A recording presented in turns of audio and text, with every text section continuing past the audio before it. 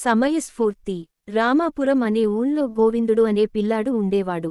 ఓ రోజు గోవిందుడిని వాళ్ల నాన్న పిలిచి పక్క ఊరిలో ఉండే తన స్నేహితుడి ఇంటికి వెళ్ళమని, అతడో చిన్న పెట్టె ఇస్తాడని దాన్ని తీసుకురావాలని చెప్పాడు.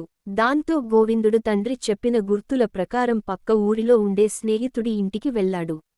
ఆయన కొన్ని వస్తువులున్న పెట్టెను గోవిందుడి చేతికి ఇస్తూ, దార్లో దొంగలు ఉంటారు, ఇంటికి జాగ్రత్తగా తీసుకెళ్ళు అని చెప్పాడు. ఇంటికి వచ్చే క్రమంలో గోవిందుడికి తన వెనకాల ఎవరో వస్తున్నట్లుగా అడుగుల చప్పుడు వినిపించింది. ఎవరో దొంగ తనని వెంబడిస్తున్నాడని తెలుసుకున్నాడు. దాంతో భయపడుతూనే కాస్త వేగంగా నడవడం మొదలుపెట్టాడు. ఆ అడుగుల చప్పుడు వేగం కూడా పెరిగేసరికి గోవిందుడికి ఏం చేయాలో పాలుపోలేదు. కొంత దూరం వెళ్లేసరికి గోవిందుడికి ఓ నది కనిపించింది. దాన్ని చూడగానే అతడికి ఆలోచన వచ్చింది.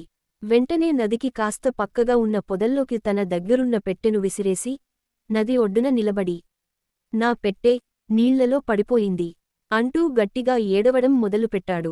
గోవిందుడి వెనకాలే వస్తున్న దొంగ ఎలాగైనా ఆ పెట్టెను తీసుకోవాలనే ఉద్దేశంతో తాను తీసిస్తానంటూ నదిలోకి దూకి వెతకడం ప్రారంభించాడు.